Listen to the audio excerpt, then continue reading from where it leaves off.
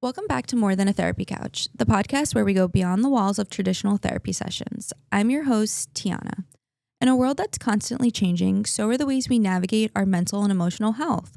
We're here to embrace the notion that healing and growth extend far beyond the walls of a therapy room. Throughout this podcast, we'll be joined by a diverse array of experts and everyday individuals with compelling stories to help bring awareness to whatever you may be facing. On this episode, we'll deep dive into mental health, relationships, and everything in between. With Valentine's Day just around the corner, it's the perfect time to talk about connection, intimacy, and relationships. Whether we're planning something special or just want to strengthen the bond you already have, today's episode is packed with tips and insights to help you connect on a deeper level. Joining me is Jimmy Passe, licensed professional counselor, licensed clinical alcohol and drug counselor, and approved clinical supervisor, who specializes in helping couples build strong, lasting connections. So grab your partner, your favorite cozy blanket, or just your emotional support water bottle, and let's get real. Unfiltered, no judgments, just you, me, and a couch. As a reminder, the topics discussed are for educational purposes only and are not meant to be taken as clinical advice. If you are concerned about you or a loved one's mental health, consult a mental health professional or call SAMHSA's 24-hour hotline at 1-800-662-HELP. Thank you guys for joining us today on listening to this episode. So Jimmy was on one of our last episodes where we talked about addiction and how that affects individuals. One of Jimmy's other specialties is couples, where he works with a lot of couples on your day-to-day. Do you think you could just tell the listeners a little bit about why you like working with couples so much, and what is your favorite thing about working with couples? Sure. Thank you. So with working with couples, unlike individual sessions, you have two people in the room. So something about when their goal is unified. So Mhm. they're connected, they're kind of going in the same direction, their ships are sailing in that way.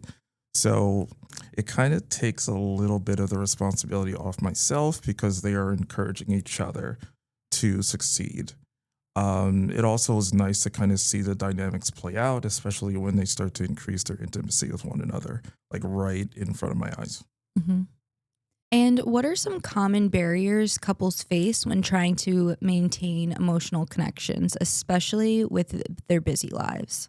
I think that was a point that kind of hit the nail on the head. Like sometimes I'll have a session with a couple and I'll ask them if they worked on, like, let's say a homework assignment or maybe a communication skill. And they said, oh, they were too busy, with their kids, with their lives, on vacation. So it can kind of slow their progress. Absolutely. And what's one thing that they can do to make sure that they are giving each other that time where they may have busy work schedules or busy after school activities with their children? Well, some things that they can do is try to schedule out a time during the week. They can call it like a couple's dialogue or activity. And they could set like realistic expectations. So if it's like, oh, hey, we're only going to spend 10 minutes or 15 minutes to do a couple's dialogue or practice some of the skills or, review things that they're grateful for in the relationship, this can all help things move forward.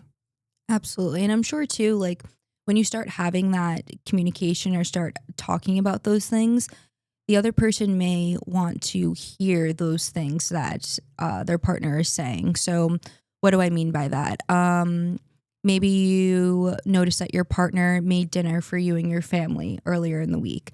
Maybe in the moment you didn't openly thank them for that, but thank you for making dinner with me, not having to kind of ask that. You just kind of did that because you knew I was staying late at work or whatever the case may be, and just showing gratitude towards that, because sometimes I'm sure your partner may feel like, oh well, yeah, I did this, but it would be nice for you to acknowledge it or notice it. And it is something small, but I think sometimes people don't realize that those little things do matter. Absolutely. And some of those gestures, they kind of fall into things that you would like look for in a relationship, like the love languages, for instance. So usually you're like typically with couples, I'll ask them just to kind of like just notice your partner. If you're in the a common area, the kitchen or whatever, and just kind of being mindful of their presence, how you feel when they walk into the room, but also things that they're doing. And if they get acknowledged, even though it might seem small in the grand scheme of things, it's also a reinforcer. It tells them that you pay attention, Mhm. basically. If you think back to like the beginning of when your relationship started, it may have been, maybe 10, 15 years ago, depending on where you are with your partner, but it could have been a while from now. And the things that you do when you first meet, that honeymoon phase, those things start to wear off. When you first meet a partner, you're like, okay, I want to show them my best self and I want to make sure I look good and I want to make sure I'm taking them out to dinner or doing this or doing that because you want to make a good impression.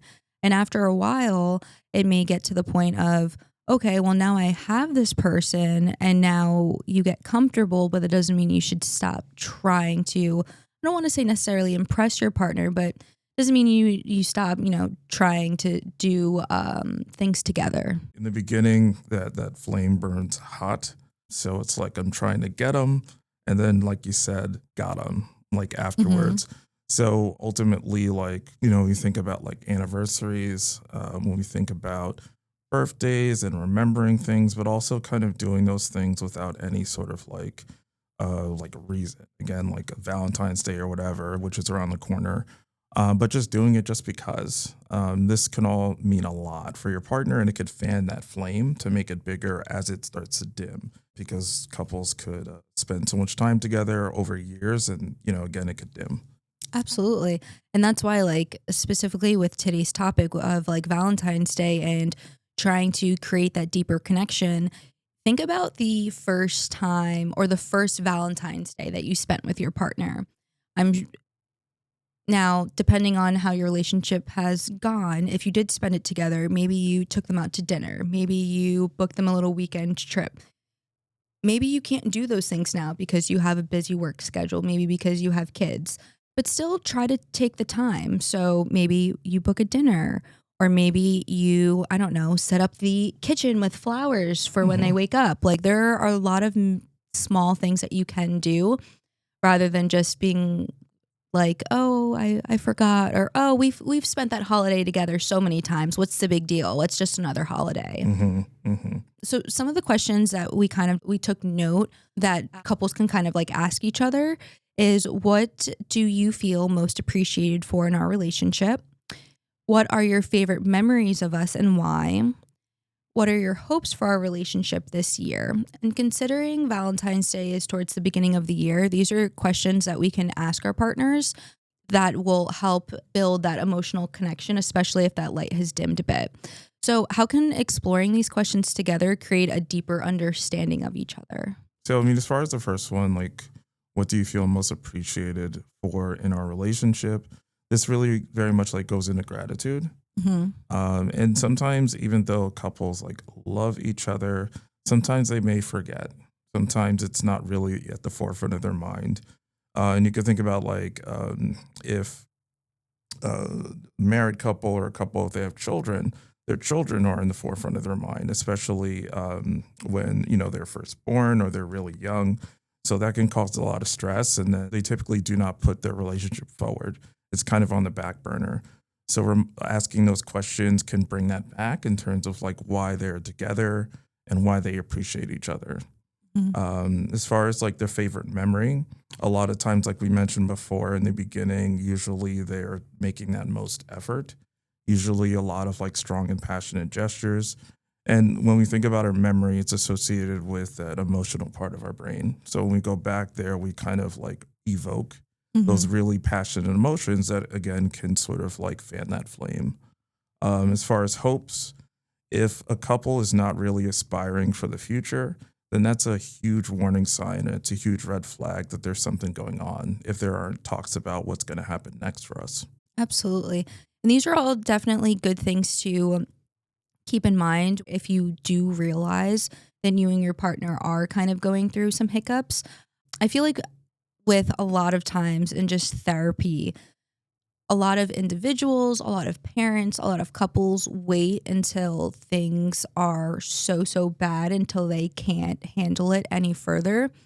If you're having some hiccups, there's nothing wrong with seeking out counseling and saying, like, listen, I feel like we're not hearing each other on this topic. Maybe we should try couples counseling. have a mediator where you're able to discuss these things. And there's nothing wrong with that. If anything, it will build your connection stronger. And it will just help like the overall, like your day to day, because I'm sure you may not realize you fighting with your partner can affect a lot of your other aspects of your life, whether that's work, whether it's children. And then if children are involved too, then it starts to affect the children. So it's definitely things to acknowledge when they're happening in the moment, and then trying to tweak or pivot to see what best fits you guys and you and your partner. You mentioned the different types of love languages. Can you just go over the different types of love languages just so we're all on the same page? One of the love languages, like gift giving, for instance.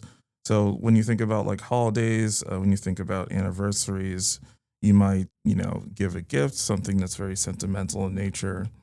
There can also be like words of affirmation. Hmm. So considering like your partner, maybe having a bad day at work, struggling with their career. They may be really down on themselves if they can't get like, their kids to listen. Hmm. So if you say something affirming to them, like you're a really strong mother or you're the greatest provider that I've ever seen, these are things that could really like bolster their confidence. And again, like their sense that they are doing their best, even though they could be struggling every once in a while. So quality time is definitely important. So if they plan a date, if they plan to do something at home, like play a board game, or plan a vacation, it's typically like, well, how is this experience going to go? How is Hmm. it going to be quality instead of just like going through the motions or doing like what's expected?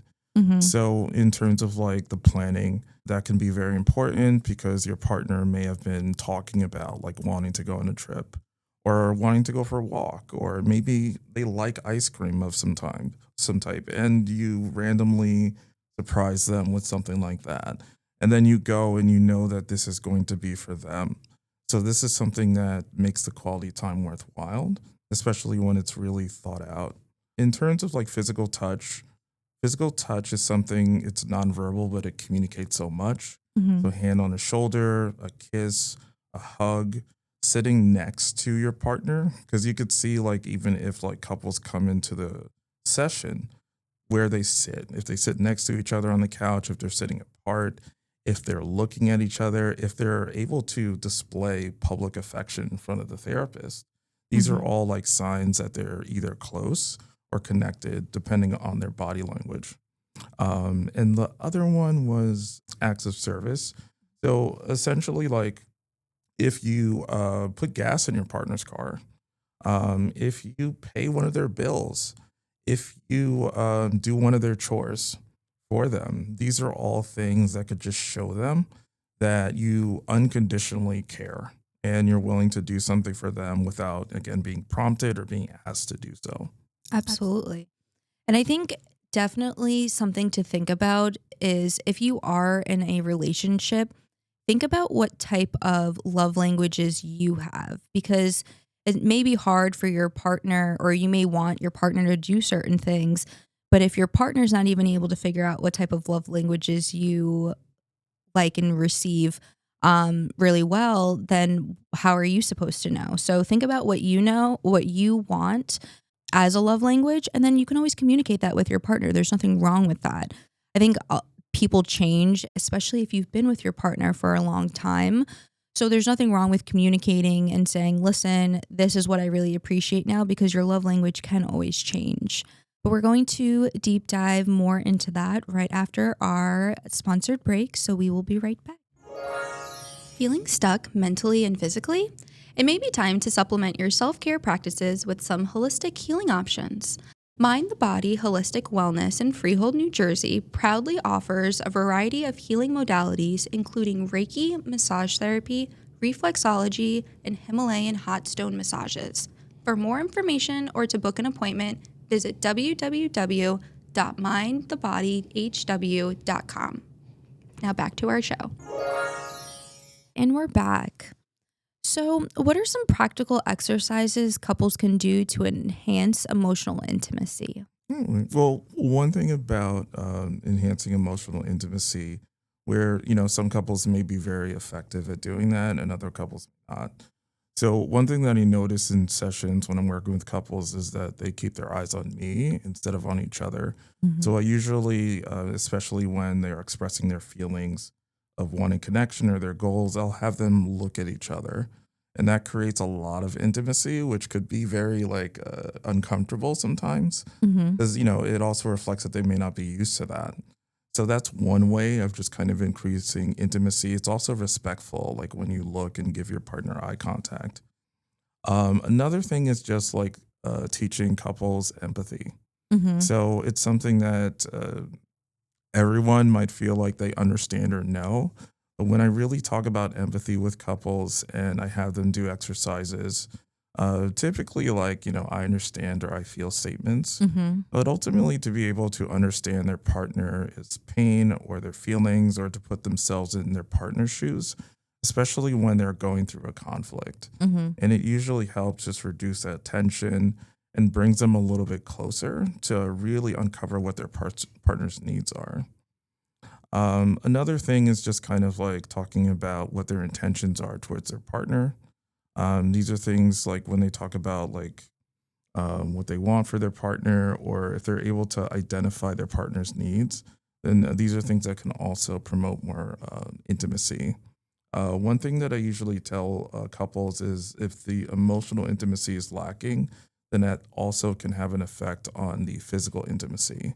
So Hmm. they may not want to be sexually intimate, may not want to hold hands, may not want to even be around each other if that emotional safety and that emotional presence isn't there.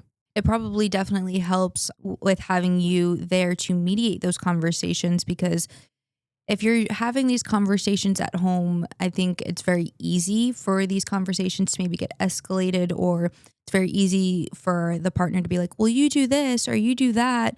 Where if you turn the narrative into, well, I feel like this when you do this, then it can give your partner, I think, some understanding and perspective as to how you feel, rather than you just pointing fingers and then them getting defensive, and then it's this conversation isn't productive. So definitely, I think it's very, very important. I think one of the things you mentioned earlier was even just doing like date nights. So you, how do I word this? You maybe set the time every week to bring your, child to a sports practice or to an extracurricular activity. The same way where you may be in individual therapy and you're taking time for you, you also have to make sure that you're taking time for each other and for the couple. I really like this idea of doing like a date night ritual. So, kind of being like, all right, once a month, we're going to go on a date. We're going to talk about where things are, how we are feeling, and just kind of check in. You may not really get that. Think about it like at work, like you have a Mhm. check in with your boss once a quarter. You should be doing that with your, your family and with your partner, making sure that everyone's okay. Because sometimes maybe things happen in the moment where Mhm. you're like, maybe I shouldn't bring this up. And then you hold it in, and then that ends up building resentment. Mhm. Um, can you talk a little bit about that, about what like resentment can kind of do to a relationship? So, just like we were talking about before, like with blaming, Hmm. defensiveness, and these are all kind of related to the four horsemen with Gottman. Hmm. But ultimately, resentment is something that just kind of is a lasting anger, sort of like holding a grudge. So ultimately, like once your partner enters the room, it can automatically start tension because there was a conflict or some kind of transgression before. Hmm. And ultimately, ugh, there's this memory, like a partner's body can remember. Emotionally, they kind of feel like, well, the last time I was with you, I was hurt, Hmm. or, I was in pain emotionally, or you ignored me. So these are things that just kind of have a lasting sort of effect on the couple. And it's something that may lead them to keep things in because Hmm. they may have felt like, well, I was trying to be vulnerable with you before and I was lashed out at. So why am I going to do it again? Hmm. So it also kind of goes into this process of like learning. and ultimately survival, which can be very like toxic if you feel like you have to survive your partner each day. And that's where like just reflecting, and if you're able to have those check-ins, it's like, okay, I'm going to say how I feel, you're going to say how you feel, and we're in this safe space. And I think sometimes partners may feel like, oh, well, you're right and I'm wrong, or I'm right and you're wrong. And it's not always like that. Absolutely, absolutely. A lot of times when couples argue, there's this sort of like impetuous nature to want to be like right. Mm-hmm. And even though in those kind of moments, their feelings are valid. And we talk about validation as just a way of acknowledging that your partner's point of view exists, their reality exists. And when you say no, or you say, oh, that's not how it happened, you basically deny your partner's reality. So it's like, oh, why should they share it with you then? Mm-hmm. So if they're able to validate, if they're able to, like you were talking about before, just check in with each other every once in a while, because rarely a lot of people get asked like, how are you doing? How are you feeling? So when partners are able to invite and open that door, it says it's okay, it's safe. I know, my partner's going to do that, and I could do that to them too. If anything, it will help build that emotional connection that we were talking about. A lot of the things that we were talking about are with like neurotypical relationships. What happens if one partner or both partners are neurodivergent? As far as like ADHD, for instance, one of the challenges comes with like interpersonal relationships, often maintaining them as well. If a partner is neurotypical, then they don't know about the diagnosis, or they know that their partner's diagnosis, but they're not educated on it. They can often feel very frustrated. The partner might be forgetful. The partner might interrupt them while they're speaking or talk a lot. The partner may not be motivated to do certain things like plan a trip or do anything that requires any concentration, even though it might be worthwhile for the relationship. So these are things, if they're not understood or known about the disorder, then that could strain the relationship. So typically, like if both partners have a neurodivergent condition, then both of them, hopefully they're in some form of treatment. Hopefully they are educated on it. So therefore they could be compassionate towards each other. So in a sense, if they're both diagnosed and they both have accepted it with no stigma attached, then it could actually lead to more like empathy and understanding. If one partner or the other has a diagnosis within that category, it behooves them to be educated, to understand, also to be very patient. So considering like what their expectations are and setting realistic expectations depending on like what their partner is able to manage in terms of the relationship. I think that's definitely something to look into. So if you're listening to this episode and you know that yourself is neurodivergent, or you know that your partner is, there's nothing wrong with educating yourself. And if you don't know where to educate yourself, you can look online. You can see a therapist of your own to try to help you navigate those things, just because it is very different. And I can see, based off of what you're explaining, I can see why or how certain relationships can have that extra tension, especially if one or both people are neurodivergent. Absolutely, absolutely. So it's something where if they are and they are seeing someone, a specialist, or they're diagnosed, if they have all this information and resources, then there can be an understanding of the symptoms as they come up. They can also do things that could help reduce, like especially like with stress, and especially if they have children, because their children can also potentially inherit like a neurodivergent condition. So these are things that if they again are educated, they can be patient with their partner. They can understand and make realistic expectations, especially when it comes to like the emotional intimacy and other expectations that tend to come in a relationship. Absolutely. Okay, we will take one more sponsored break and we will be right back. This episode is brought to you by Thomas Sweet Ice Cream and Chocolate. Thomas Sweet is a locally owned business with over 45 years of experience serving custom ice cream creations and delectable chocolates. They are known for their blend-in ice creams where there are endless options to create your own ice cream treat with customizable topping mix-ins. Stop into the Thomas Sweet Ice Cream Shop located at 183 Nassau Street, Princeton, New Jersey, or contact them at 609-683-8720 or reach them at www.thomassweet.com. Now back to our episode. All right, and we're back. So we talked about emotional intimacy. We talked about the different 5 love languages and how that can affect in a relationship. One thing that we would love to touch on is trauma. So people are bound to have some type of trauma, whether it's individually, whether it's with past relationships. So how can past trauma affect an emotional connection in a relationship?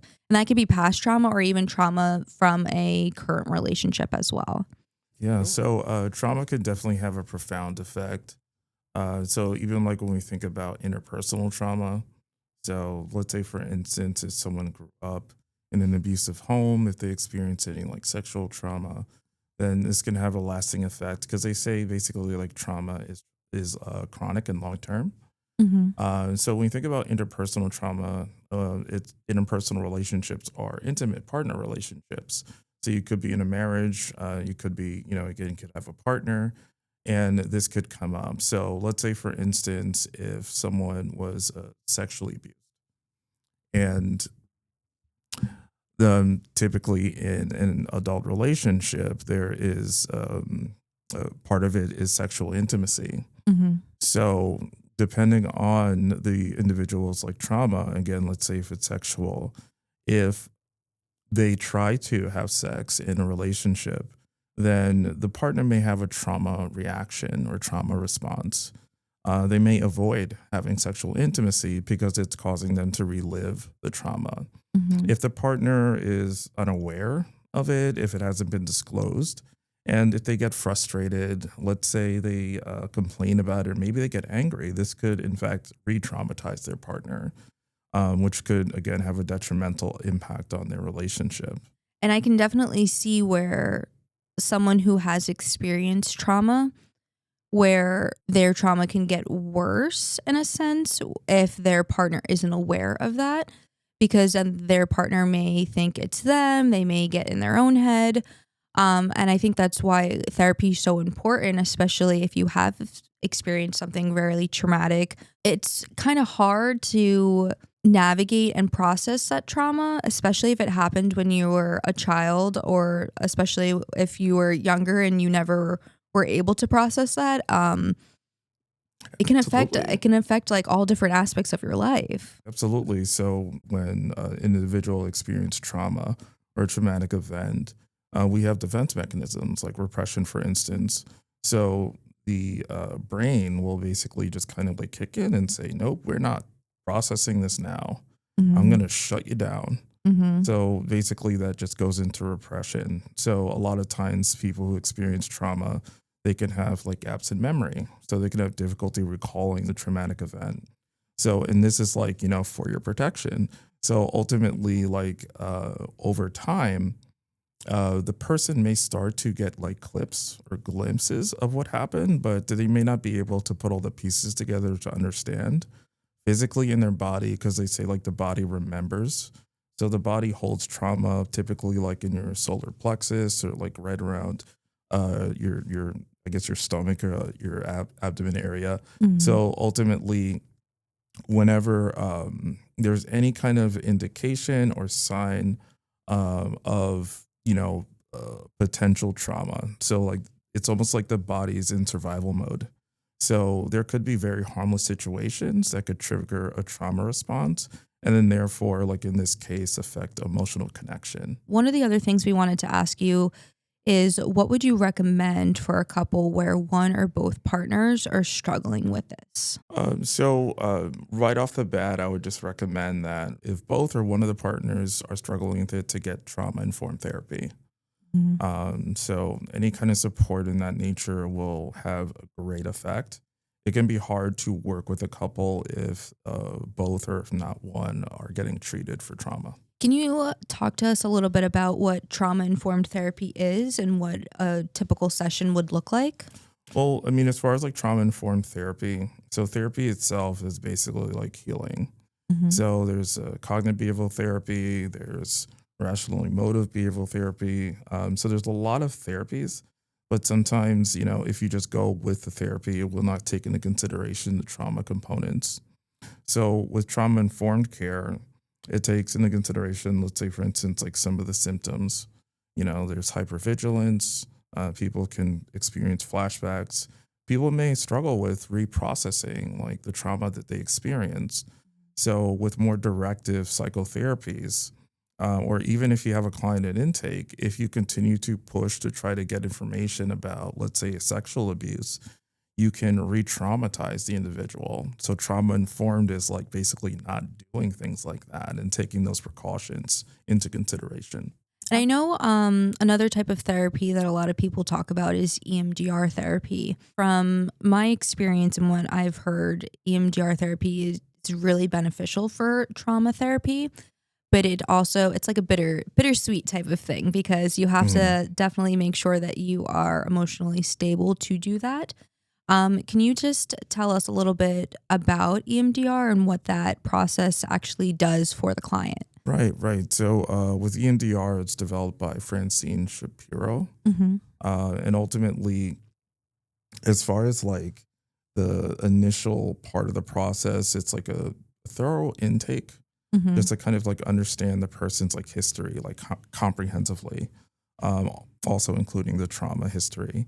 And then from there, what happens is that the practitioner will use bilateral stimulation. Mm-hmm. So this is something that helps with the reprocessing during sessions, which, the sessions are very structured. So it doesn't leave room for like traditional psychotherapy or talk therapy. Mm-hmm. It's very structured. So ultimately, the therapist will help the client monitor their level of stress as they are reprocessing the trauma. And they'll do like bilateral stimulation in terms of like tapping, Mm-hmm. so that the patient will pay attention to the left and the right hemispheres of their brain. So they may follow the trauma therapist or the EMDR specialist's finger, just again to stimulate that bilateral Mm-hmm. process. And then ultimately, over time, the patient will be able to have some relief and basically some recovery from their trauma. It's also something that may activate it because you're being asked to go back there. So the trauma therapist will basically like equip them with coping skills, Mm-hmm. because now that can of worms is kind of open, it could open even after they're done with a session. Mm-hmm. So they'll need like tips and skills to be able to kind of like regulate themselves if they become distressed or triggered. And I'm sure that that's definitely something that takes a lot of training. It's not something that you can just willy-nilly be like, all right, well, I'm going to try this. If you've never tried therapy before, try regular therapy before jumping into EMDR so you know what that's like. But definitely just being able to reprocess that can then help you kind of heal in a sense so that you're able to show up better for yourself and better for your partner as well. Absolutely, absolutely. Let's say if they just go to a therapist who may not be trained, and they may help them try to work through their trauma, but ultimately that therapist may be practicing outside of their scope. So what ethically they should do is just kind of refer out. I Mm-hmm. know we have a couple of EMDR trained therapists here. So you have to see like, hey, I know someone who you can kind of like connect with who could work with you on this. So it also takes just a lot of like explaining in terms of like what it entails, because it's like very different from traditional psychotherapy. So interesting enough, let's say if one partner doesn't have a trauma history, and the other partner does, depending on how the quality of the relationship, one partner could actually promote indirectly the other partner's healing, Mm-hmm. because they may treat them with respect. They may give them a sense of safety, give them a sense of trust. And these are all things that may have been lacking or may have been severely harmed during their trauma. So a healthy partner can really help in that relationship if they have a partner who has had a traumatic history. And I think that's definitely something a lot of people can take a look at. They may not realize that in the moment. But yeah, I like how you worded that, that being with someone who is stable or doesn't have those toxic traits can definitely show someone like this is what a relationship should be. It Mm. shouldn't be what you experienced in the past. And I really like that take because some people may get very comfortable with how things have been in the past. Then they seek out those types of relationships moving forward, and it just continues the cycle of trauma. It could be carried forward. They could have blind spots. Mhm. They could have different like core beliefs or core schema. So basically, it's a view of themselves, other people in the world. So they can have a sense of like, what's right and wrong or what's an ideal partner. But emotionally, or if they have not worked through their trauma, they may just kind of like follow that same sort of like narrative or that same sort of experience and find themselves dating the same person and having and basically perpetuating the same relationship problems over the course of their time. Yeah, absolutely. So we are going to take one more sponsored break and we will be right back. Today's episode is brought to you by Tree of Life Counseling Center, where people come to heal, deal, and learn to thrive. They currently have immediate availability for talk therapy and medication management with a team of over 50 licensed clinicians. Are you feeling alone? We all can use someone to talk to. Call 732-393-8391 or visit us at www.treeoflifecc.org to start your journey of self-discovery and healing today. All right, and we're back. So we are just getting to the end of our episode. So I just wanted to ask you, Jimmy, do you have any parting words or anything else that you would like to share with our listeners? Yeah, I would just say, especially since like Valentine's Day is around the corner, just to remember that to think about your partner and consider them not just on a day, but all the rest of the days of the year as well. Kind of looking at the Valentine's Day or any other kind of occasion as a way to remind you that this is something that is a daily experience. It can be very enduring, but it could also be very rewarding and lifelong. Regarding some of the things that we talked about, it's good to kind of get a refresher. You may listen to this episode again. You may consider like listening to other resources or looking up information or getting books or anything that could sort of like increase your knowledge regarding this information. And the best source is the person that's sitting in front of you. So your partner can really help you understand their needs emotionally and otherwise to have a fulfilling experience. Well, thank you so much, Jimmy, for coming on today's episode. And for everyone listening, remember, prioritizing connection isn't just for Valentine's Day, it's for every day. Try one of these exercises and ask your partner one of the questions that we discussed, and we would love to hear how it goes. Stay tuned for our next episode. We are going to deep dive into Valentine's Day and couples as well. This episode, we were talking about emotional intimacy. Next episode, we are going to be talking about trust in relationships. And we will see you in the next episode. Bye.